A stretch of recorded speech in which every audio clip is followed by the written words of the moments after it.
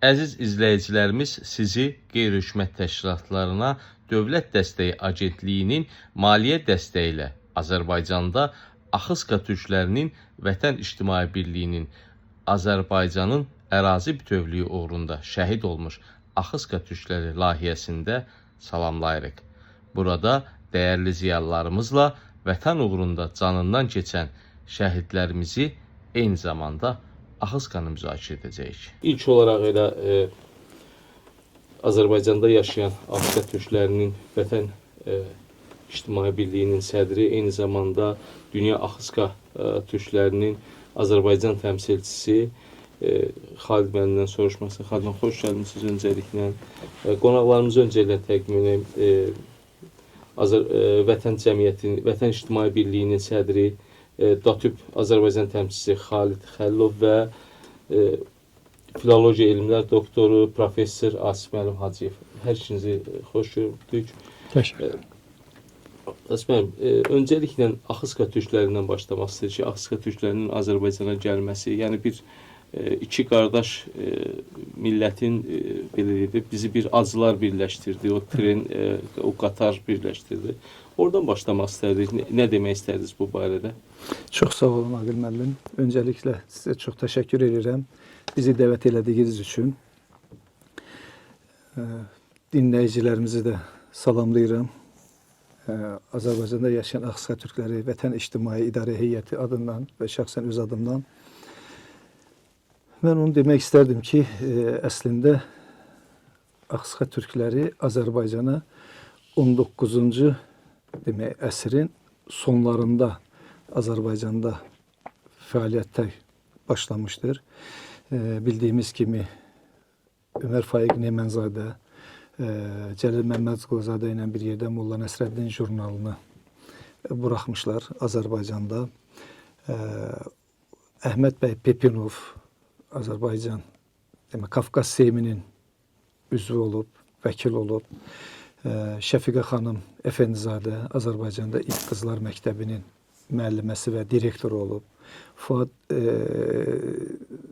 Əfəndizadə kimi həkimlər Azərbaycanda 19-cu əsrin sonlarında fəaliyyət göstərmişdir. Və eyni zamanda Azərbaycandan da Axıskaya demək gəlib orada orta məktəbdə dərs deyən çoxlu müəllimlər olmuşdur. Amma tale elə gətirmişdi ki, 1944-cü ildə Sovet İttifaqı Mərkəzi Komitəsinin rəhbəri Stalinin əmri ilə Axıska türkləri 44-cü ilin noyabr ayında, 14-cü noyabrdan 15-nə keçən gecəsi Orta Asiya və Qazaxıstana sürgün olundular. Və bu dövr ərzində demək 12 il müddətində 1956-cı ilə qədər Axıska türkləri komendant demək rejimi altında yaşamışlar. Yəni bir kənddən başqa kəndə getmək qadağan olub. Amma 1956-cı ildə Mərkəzi Komitənin növbəti qurultayında demək Axıska türklərinə belə bəraət verilib. Nə mənada? Yəni həmin komendant saatı üzərlərindən götürülüb və 56-cı ildən sonra Sovet dövlətinin istənilən respublikalarında gedib yaşama hüququ verilir. Və bu hüquq verildikdən sonra bizim Axıska türklərinin ilk gəldiyi dövlət, yəni Orta Asiya, Qazaxıstandan ilk getdiyi dövlət Azərbaycan olub. Çünki Azərbaycanı bizim Axıska türkləri doğma özünə ən yaxın qardaş hesab eləyiblər. Ona görə Azərbaycana gəliblər. Bunun bir neçə səbəbi var. Dilimiz, dinimiz eyni. Eyni zamanda yəni vətəndə bizim dediyimiz ata yurdumuzda həmişə Azərbaycanlılarla bir yerdə demək müxtəlif fəaliyyətlər göstərmişdir. Ona görə xalqımız Azərbaycanı seçmiş və həmin dövrdə Azərbaycana gəlmişlər.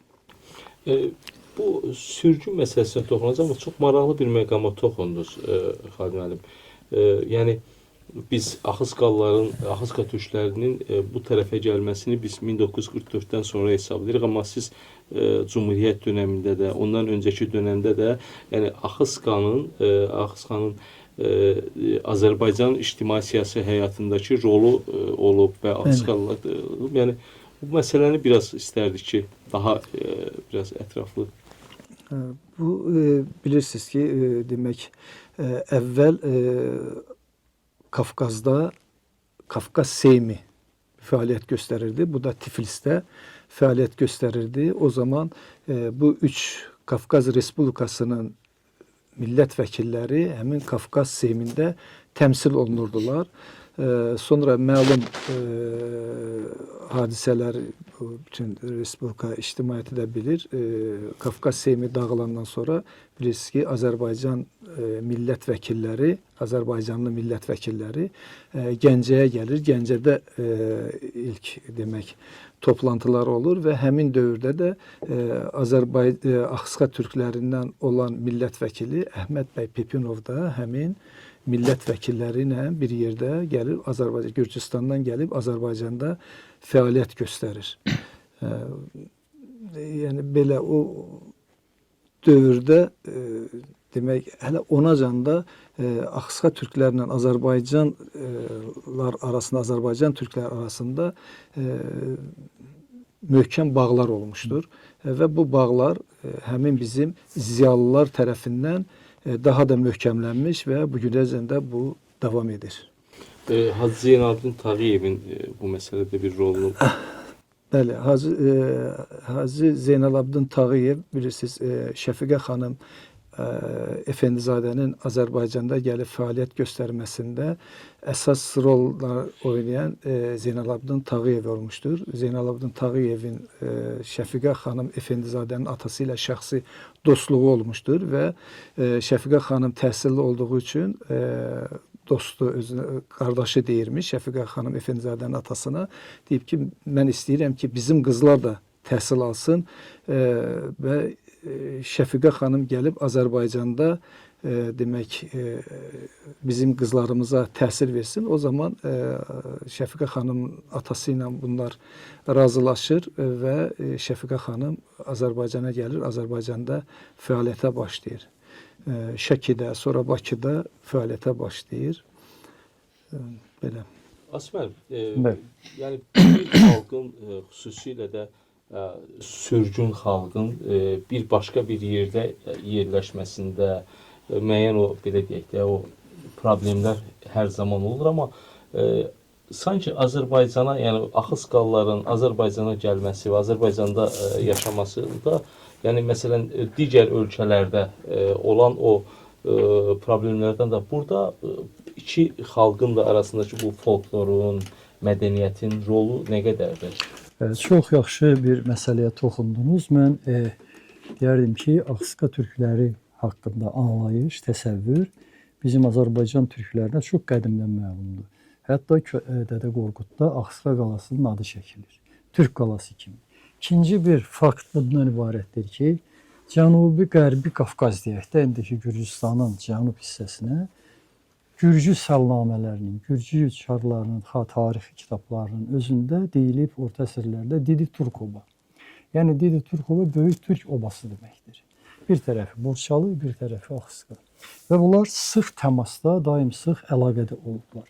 Fərqlər nədən ibarət olub? Mən onu ilk dəfə çıxan kitab olub, Qəriban bu vətəndə, orada qeyd etmişdim ki, mənim fikrimcə etnik cəhətdən Axısqa türkləri Azərbaycanlığa meyilli Osmanlı türkləri.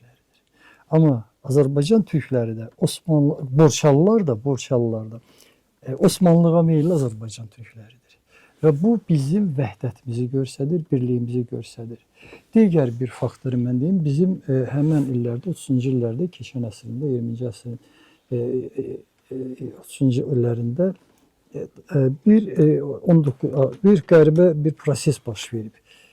Bir çox digər böyük xalqlardan, hətta İrandan və s. fərqli olaraq Azərbaycan türkləri teatr yaradıblar. Və bu teatrın biri də ad gündə Axısqada yaranıb. Düzdür, bizim İbrahim İsfahanlı və s. bir çox rejissorlar gediblər orada bu işi təşkil ediblər və mən sizə deyim ki, 80-ci illərdə Məhəmməd Mamaxov adında bir ağsaqqal var idi. Dram teatrı yanında olurdu. İndi oğlu da milli hərəkatda iştirak elədi, indi Ukraynadadır.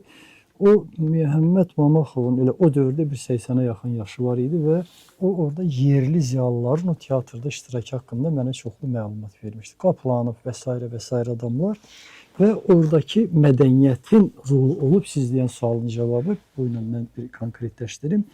Deyək ki, Tiflis teatrı da olub o dövrdə. Tiflis teatrından Adıgül Axıskaya qastrol gəliblər və qastrol nə qədər olar? Kənd yeridir, ucqar yerdir, dağlıq rayondur. 3 gün olar, 5 gün olar, amma təsəvvür edin ki, Axıskadakı əhali teatra o qədər dərk edib, qavrayıb ki, 35 gün olar qastrolda da qalıblar orada. Sonra Borçalıya keçiblər. Bax, bu xalqın səviyyəsi deməkdir, mədəniyyəti deməkdir. Və indi müasir dövrdə də Allaha şükür Xəlid bunu çox gözəl təsvir etdi, həmən ziyalıları, insanları. Mən bunu deyə bilərdim ki, Azərbaycanın onların son bu sürgündən sonra, xüsusən bugünkü günü yad edilək, Fərqanənin günləridir. 1-5 iyun Fərqanə hadisələridir. Mən onu heç qəti Özbək xalqına yazmazdım. Çünki orada Qıblayan və İvanov adında bir yırtıcı bir faşist deyərdim mən onlara. Bir məmurlar var idi, prokuraturanın nümayəndələri və bu var gücləri ilə həm Özbək xalqına çox divan tutdular, həm də özbəklərlə türklərin arasına böyük nifaq saldılar. Bax, o amma Azərbaycana gəldikdə o dövrdə Azərbaycanda onlar qardaş münasibətini gördülər və bu təsadüfi olmadı. İndi mən bu qardaş münasibətinə cavabı istəyərdim deyən əkinçilik, torpaq, təsərrüfat və s. öz yerində. Amma indi birazdan danışacağıq, 100-dən çox Axıskalı gənc Azərbaycan yolunda canını fəda verdi. Xocalıda onlarla Xocalıda Axıskalı qətl olundu. Yəni bizim tariximiz, birliyimiz o deyilən Türk birliyi Azərbaycan və Axıska dövrü istimsalında artıq təxminən bir o 20 il, 30 ildir ki başlayıb və uğurla da davam edir. Yəni belə deyək də həm də bizi bir qan birləşdirir, bir qan yaddaşımız var. Bəli, qan yaddaşımız var. Belə deyək də bizim orada cənubda, Cənubi-Qərbi Gürcüstanda müxtəlif Qars Respublikası yaranıb, bunun tərkibində Naxçıvan olub, Azərbaycan, indiki Ermənistan deyilən ərazinin torpaqları birləşib, eyni zamanda Axıska birləşib. Orada Qars Respublikasında, Araz Respublikası və s. bunlar ümumi Türk adıyla birləşiblər. Yəni Qars o coğrafi addır, amma onun mahiyyəti Türk Respublikası olub. Bizim Borçalıdan Pepinovlar dedi, amma bizim bəylər olub, ağalar olub, bir çox yəni bu ərazilərdə Molla Məhəmməd Səfillinin mən yaradıcılığını istəyərdim, bir də xatırladım. Qəribə bir janr yaradıb. Bütövlükdə bütün bu həmən Axıska və bir qədər də Borçalı ərazisini şeiri ilə bir yökəbir əsərində təsvir verib. Onu oxuyanda görürsən ki, bu sırf Türk yurdudur. Təbii ki, bu Gürcülərin orada yaşamasına və yaxud da oralı olmasına qətiyyən xələl gətirmir. Çünki bu dövrlərdə Azərbaycanla bərabər, Azərbaycan türkləri, Axıska türkləri ilə bərabər bu Axıska türkləri ilə bərabər Gürcüstanda yaşayan bizim soydaşlarımız ermənilərdən fərqli olaraq çox böyük qəhrəmanlıq var və Gürcülərin yazdığı mən sənədlərdən əsasında deyə bilərdim. Deyək ki, ermənilər 18-ci ildə müharibə elan edilmədən Gürcüstana hücum ediblər. Dövlətlər arasında müharibə başlayıb. Evdə yaşayan yerli ermənilər, Gürcüstanda yaşayan, tam satqınlıq ediblər, hər bir yörüngüsdə bələdçilik ediblər, bəli, və amma Azərbaycan bəyləri deyiblər, ətraf Azərbaycan bəyləri, bəy deyəndə bizdə ağalar deyirlər adətən. Azərbaycan ağaları yüzlərlə, bu sənədlərdə var, indi də durur, yüzlərlə insanlar at belində Gürcü qardaşlarımıza deyir, biz onun çörəyini kəsmişik. İran müsəlman olsa da bizə deyir, önəmli deyil. Çünki biz bu şahın, Gürcü şarla, Gürcü qədimindən bəri biz onlarla bir yerdə yaşamışıq, biz onlara xain çıxmarıq. Və əvvəl orada döyüşüblər ermənilərə qarşı. Bir qədər sonra da Gürcülər bolşeviklərlə toqquşanda da yenə də Azərbaycanlı və Axıskalı insanlar Gürcülərlə çiyin-çiyinə döyüşüblər. Həmən o bolşeviklərə qarşı. Və son bir şey dediyim bu baxımdan Osetiya müharibəsi yadınızdadır, Osetiya Abxaziya. Osetiya müharibəsində Xalid Müəllimovunu gözəl bilir. Axıskalılara Gürcüstanın hətta sərhədlərinə yaxınlaşmağa İcazə 200 verin. kilometr neçə icazə olmaz. Qeyri-qanuni buraxmırlar ora. Buna baxmayaraq Osetiya müharibəsində 25 axsaqqalı gənc gələrək müxtəlif yerlərdən sərhəddi qeyri-qanuni keçiblər, Gürcü ordasına qoşulublar və Gürcülərlə çiyin-çiyinə deyiblər, bura bizim vətənimizdir. Əvvəl-axır vətənimiz olacaq. Rus ordusuna qarşı döyüşüblər.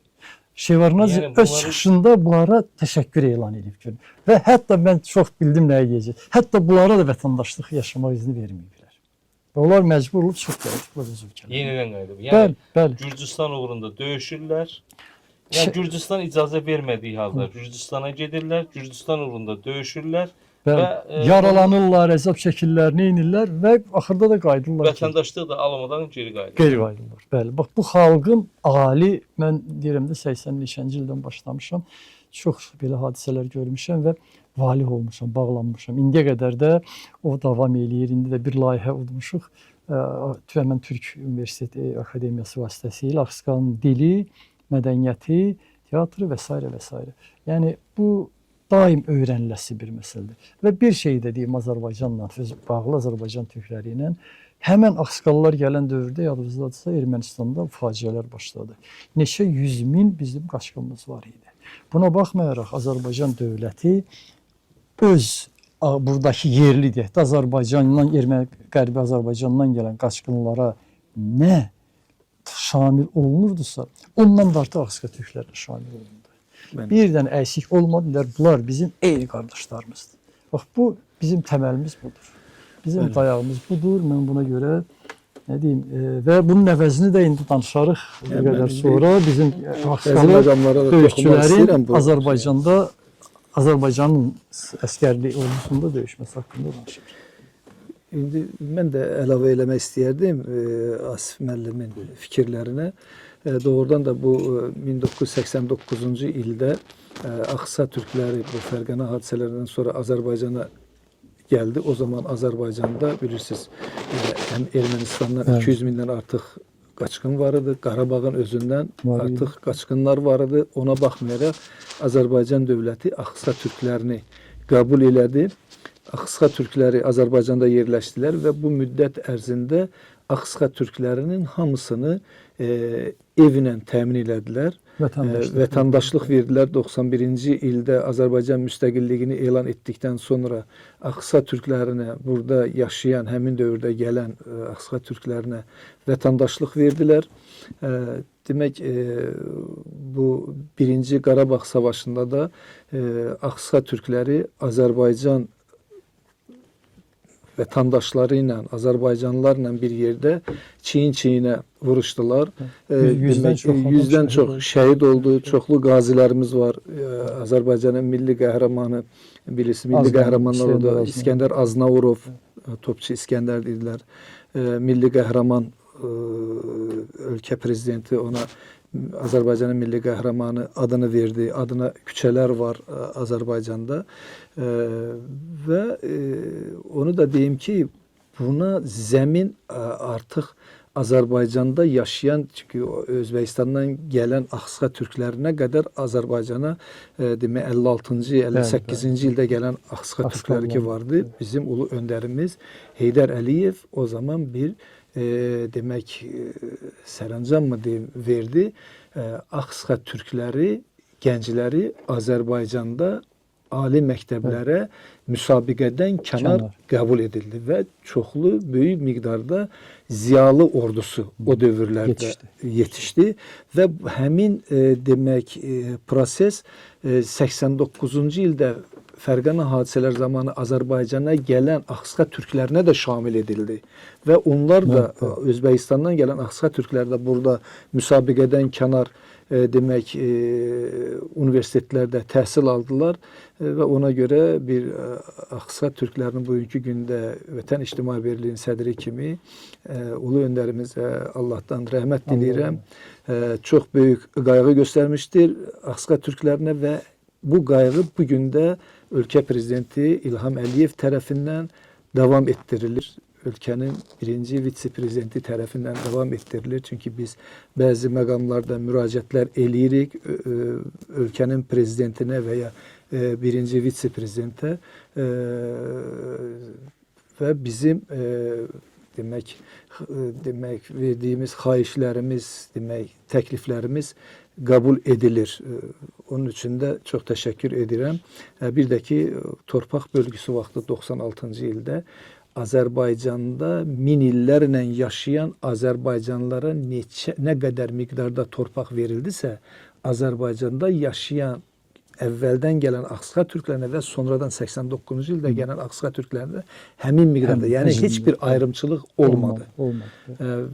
Halbuki bilirsiniz, Sovet dövlətinin varisi Rusiya elan edildi. Bugün 89-cu ildə Fərqana hadisələri vaxtı Rusiyaya gedən çoxlu Ağsuqa türkü bugün vətəndaşlığı yoxdur. Sovet dövlətinin varisidir. O verməli idi. Amma Rusiya verməlidir, bəli. Amma Rusiya çox insana vermir. Belə bugün də vətəndaşlığı yoxdur. Oradan bir yerə gedə bilmirlər. Köçdü, uzaqlara düşdü. Bir yerə gedə bilmirlər. Rusiyada Amerikaya gedən Ağsuqa türklərinə Rusiyanın demək Krasnodar vilayətinin qubernatorunun rəhbərliyi altında baskı olub. Bəli. Qubernator başçılıq edib bu baskıya. Bəli. Təzyiqlərə. Təzyiqlərə Ağsuqa türklərini sıxışdırıblar orada. Kazaklarla o Kazaklarla ordudur. Silahlı adamlar. Qubernator dövlət adamı ölkəsində yaşayan qaçqın xalqa təsir göstərir, təzyiq göstərir. Ona görə o xalq oradan Rusların deyək ki, gürcüləri başa düşdük, hardasa başa düşdük. Rusların dərdi nədir? Yəni Axısqanı bu qədər parçalamaq, Axısqaları bu qədər parçalamaq, yarısı Gürcüstan, Qazaxıstan, yarısı Qırğızistan, Özbəkistan, Azərbaycan, Almaniya, Avropa. Yəni bu xalqın belə deyək də Rusdan çəkdiyi nədir? Yəni Rus nə istəyir bu xalqdan? İndi təbii ki, biz o qədər o şeyləri Rusun mən bir şey deyim. Həmin dövrdə Xalid müəllim də o dövrün iştirakçısıdır ya 100% bilirəm. Belə proseslər başladı və o proseslərin bir qismi bu oldu ki, həmin dediyim Fərqanə hadisələri. Burada təbii məqsəd var idi. Və yalnız o soyğunçuluq deyildi. Xalqın, nə bilim, özbəklərin pulunu aldılar, nə etdilər, Qırlyanla Ivanov, o ötəri şeydir. Mahiyyət bu idi ki, bunlar çox cəhd eləyirdilər ki, Axısqa türkləri qəzəblənsinlər və birbaşa Özbəkistana hücum eləsinlər. Və böyük bir yürüyüş də oldu. Seyfəddin, Türk və s. Xalid müəllim, yəni Abxaziyadan gəldilər, girdilər, Axısqallar və dedilər, biz vətənimizə gəlmək istəyirik. Yəni məqsəd və bu məqamda Axısqa türklər növbəti dəfə müdriklik göstərdilər. Onlar dedilər, biz vətənə qanla getməyəcəyik. Biz vətənə dostluq əli ilə gələcəyik. Yəni orada Qamsakuriya o liderləri demokratların inandığı xalqlı bir demokratdır. Gəldi diz çökdü, dedi ki, mən hakimiyyətə gələn kimi sizi qaytaracağam Gürcüstana. Gör yaxşı. Sonra qaytarmadılar. Görürsünüz, bax bu cür belə yenə də bunlar xalqı aldandı. Və bu Gürcüstana bu maraqlı idi ki, Ağsuqallarla Gürcülər toqquşsunlar. Ondan sonra Gürcüstanın da azadlığı gedəcəkdi. Faktiki olaraq Ağsuqallar o müdrikliyi ilə Gürcüstanın müstəqilliyini təmin elədilər. Bəli. Çünki biraz orada toqquşma olsa elə deyim xalq, o Rus ordusu gələcəkdi şəhərə. Gürcüstana gələcəkdi. Bu belə çox belə şeylər var. Bu da onlardan bir epizod idi. Gərgin bir epizod. Belə deyə də necə deyirlər? Seyid Əhməd Əlindən istədi. Hə, bəli, özü girə bilmirdi, bəhanəsi yox idi girməyə. Çünki orada Qarabağ hələ kimi bir şey yox idi. Abxaziyada da var idi, amma hələ təzə başlayırdı. Və bununla, bəli, bununla eləmək. Həm istəyirdilər ki, bu Axısqa məsələsi kəskinləşsin, həm bu Gürcülərlə toqquşma yaransın və belə məsələlər çıxmışdı ortaya. Azərbaycana gəlişindən, Azərbaycan xüsusilə bu sürgündən sonraki xalqın gəlişdən sonra buranın iqtisadi, sosial həyatında necə rol oynadılar? Ağsuqa türkləri Azərbaycana gəldikdən sonra demək bilirsiniz, Ağsuqa türkləri Azərbaycana gəlib yerləşən vaxtı burada Rusiya tərəfindən sürgün olunmuş Malakanlar geri öz vətənlərinə getdilər və həmin kəndlər boşaldı. Həmin kəndlərə yerləşdirildi. Ağsuqa türkləri bəzi yerlərdə yeni şoran torpaqlar vardı, böyük ərazilər. O torpaqları abadlaşdırıb kolxozlar quruldu, savxozlar quruldu və bu kəndlərdə, bu kolxozlarda fəaliyyətə başladılar və çox böyük bir əksəriyyət kolxozlarda da kolxoz sədrləri, onun rəhbərləri Ağsuqa türklərinin özündən təyin edildi dövlət tərəfindən və həmin kolxozlar da Sovet dövründə Azərbaycanda ən qabaqcıl kolxozlardan sayılırdı. Bilirsiniz, o vaxtı çox məşhur demək bizim tanınmış, nəinki Azərbaycanda, Sovet dövlətində tanınmış kolxoz sədrləri vardı. Mövlud Bayraqdarov, Əhməd Muradov kimi insanlar demək və həmin insanlar, həmin kolxoz sədrləri kolxozlar qurulduqdan sonra demək Özbəkistandan, Qazaxıstandan, Qırğızıstanda yaşayan Ağsıxa türklərini də Azərbaycana cəlb elədilər və Azərbaycanın iqtisadiyyatının inkişafında yaxından iştirak etdilər. Xanım, bu kolxoz sədrlərindən danışdıq. Ümumiyyətlə, Axıskadan gəlib Azərbaycanda Aran zonasına yerləşmək, onun hansı çətinlikləri oldu? Yəni, bir dağlıq ərazidən gəlib Aranda yerləşmək hər halda, yəni, çox, amma açıq deyək ki, məsələn, Axıskalılar həm Saatlı, həm Sabirabad bölgəsində, o Aran zonasında kifayət qədər, belə deyək də, ad çıxartdılar, dediyiniz kimi, həm kolxozlarda, həm təsərrüfat işlərində.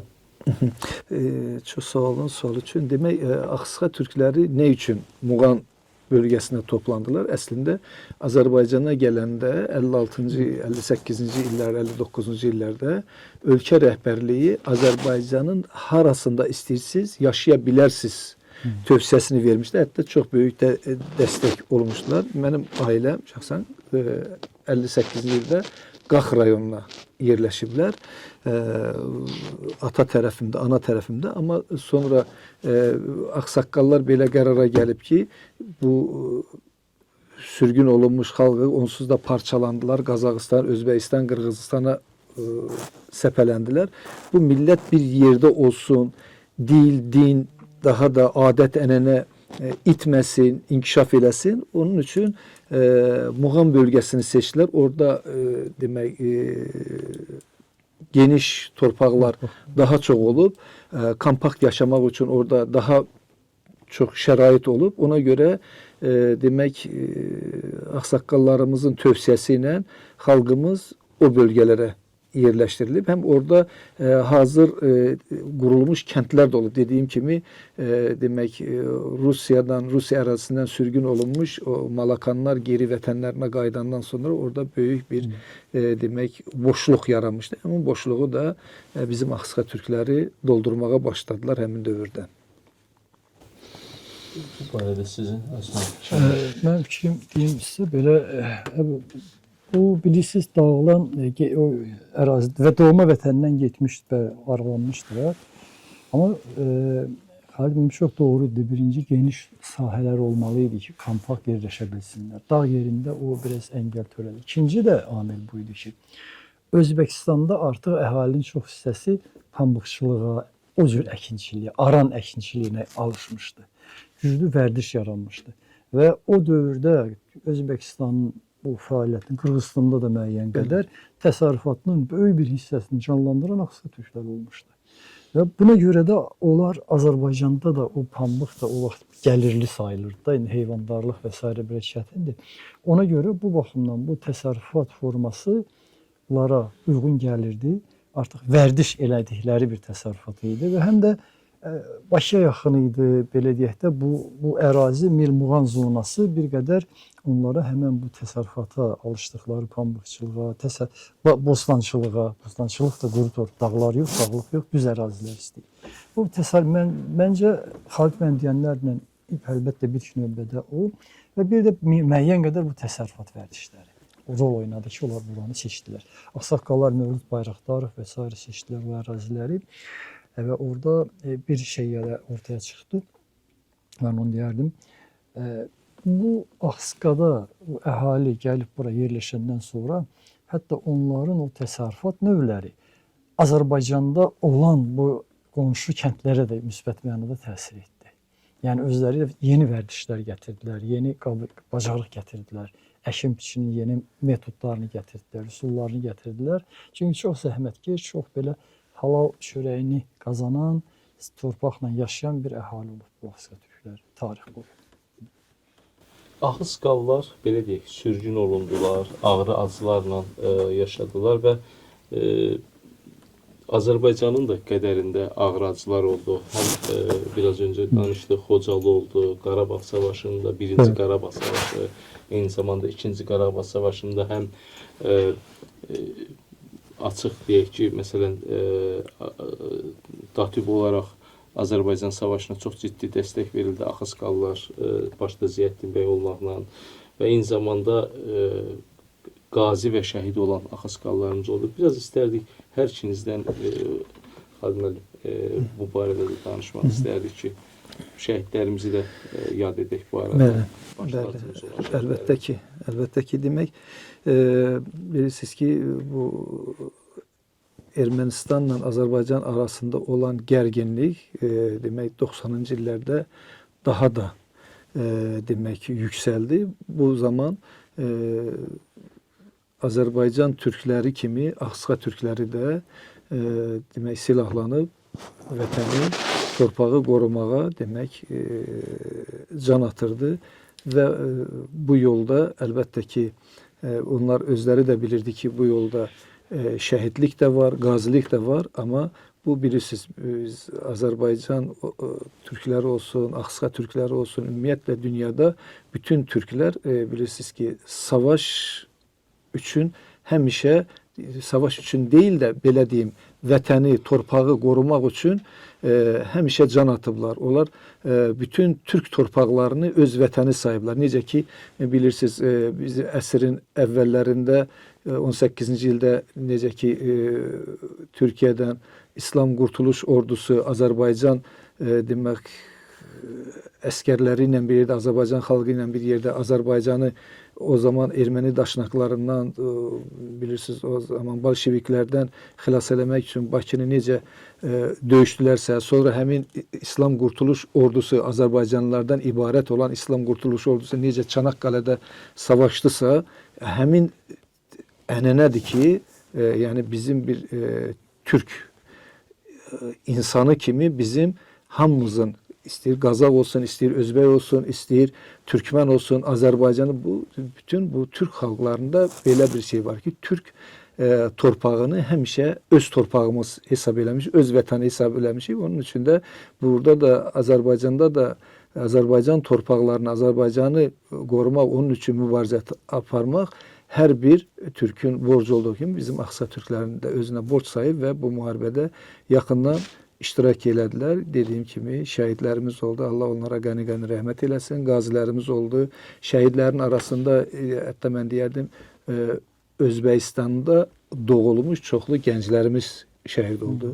Xocalıda o vaxtda Azərbaycana qaçqınlar ki gəldi Özbəkistandan, onların bir hissəsi Xocalıda da yerləşdirildi.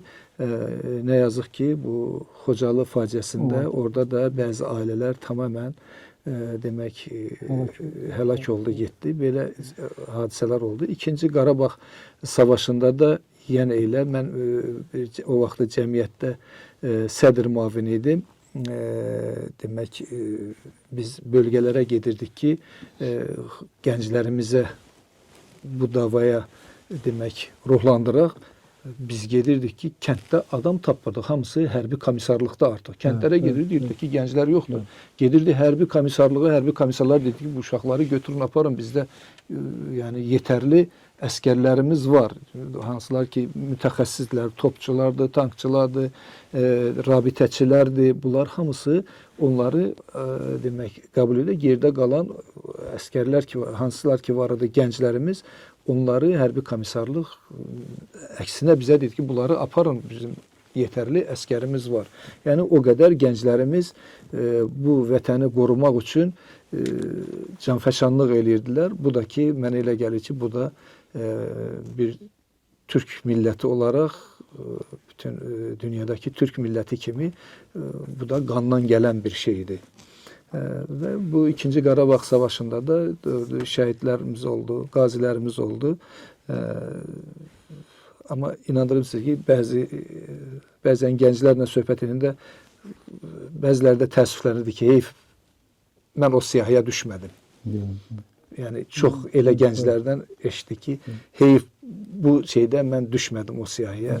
Mən də şəhid olsaydım kaş, mən də qazi olsaydım kaş deyən neçə dənə gənclərimizi gördüm.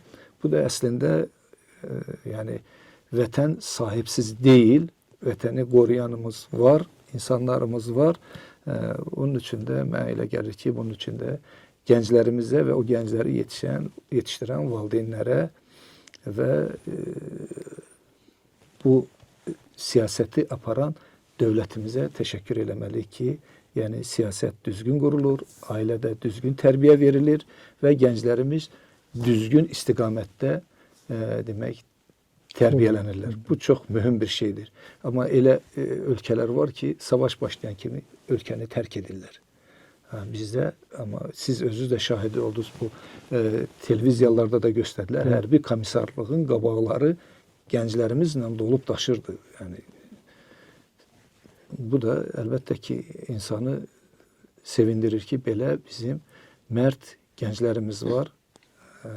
Yenə təkrar edirəm, ölkəmizin torpaq bütövlüyünü qoruyan, onun üçün canından keçən bütün şəhidlərimizə, qazilərimizə və onları tərbiyə verən valideynlərə öz təşəkkürümüzü veririk. Şəhidlərə də Allahdan rəhmət diləyirik. Məsələn, bir şey, İskəndər Aznaur, məşhur da hamı tanıyır. Yenicə gəlmişdi Azərbaycana müharibə gedəndə və üç övladı var idi. Onun əslində çağırmaq da heç qeydiyyata düşməmişdi, belə heç düşməmişdi. Və könüllü üç övladını qoyub müharibəyə getdi. Fövqəladə qəhrəmanlıqlar göstərdi. Ad qazandı Topçu İskəndər. İskəndər zirvəsi var orada. Gədəbəy tərəfdə orada, Kəlbəcərdə. Və hətta orada bəzən danışıqda ləhcə ilə danışırdı. Ermənilər vahimə düşürdülər ki, bu yəqin türklərin əskəridir. Belə dəqiq topla vuran, Axsıqada, Azərbaycanda adam yoxdur. Bu necə vurursa bu yəqin Türkiyədən gəlib. Və arada səs də yaymışlar ki, bəs burada türklər də türk əskərləri. Görün, bu səviyyədə üç övladını qoyasan, indi sağ olsunlar, dövlətləri də yaxşı dövlət tərəfindən, xalq tərəfindən şəhidlər xiyabanında dəfn olunub. Yəni, Axsıqalıların bir elədiyimdə mən onların bax, çox şəhidləri var, amma sevdiyim nədir ki, onlarda bir sima var, bir sifət var. Bax, bilirsiniz, ya sevər, ya sevməz. Ya nifrət etmər, ya etməz. Nifrət etməz, amma ya sevər. Və bu vətəni də öz vətənləri kimi sevdilər. Azərbaycan yolunda qurban etməkdən qürur duydular, şəhid oldular, Allah onları rəhmət eləsin. İndi bu özü artıq elə o. Mən indi bir şey də deyim, burada mən o Xalid müəllimdən o vaxtdan başlayıbdı çoxdan. Burada o mədəniyyət sayəsindən bir kəlmə deyim. Mən o vaxtdan cavan yaşımda idi, Slavyan Universitetində işləyirdim. Laborant idim hələlik. Əvvəl Naxçıvanskda işləmişəm, hərbidə olmuşam, mən işləmişəm 4 il. 4 il, 2 buraxılışım olub, komandası, əskərlər və s. Amma sonra Naxçıvanskda bir Faik, dediyim ki, Mamaxov. O musiqi şeydi. Biz onunla Slavyan Universitetində, mən rektor var idi, yaxşı xanım idi, Fərdə Sultanzadə. Ondan xahiş elədim ki, belə bir ansambl yaratmaq istəyirik. Burada şəkil də var. Ümid ansamblı yaratdıq. Və kəndlərdən uşaqlar gəlirdilər ki, orada mahnı oxumağa, rəqs eləməyə ki, milli. Yəni, ilk başlayan o oldu, 80 neçənci illər idi. Oldu və orada mən heyran oldum. Həmən günlər avtobusla mı, nə bilim, nə ilə mi gəlib iştirak edirlər və son nəticədə Qazaxstanda da Mikvo teatrı yaradılır. Evet. Mikvo teatrı, yəni orada müğənnilər, nəğmələr, teatrlar, tamaşalar, belə bilirsinizmi, bu xalqda kədər, faciə, Axsıqa türklərində bir qədim türk ruhundan gələn bir qürur var, mərdlik var, onların ruhunu sındıra bilmir.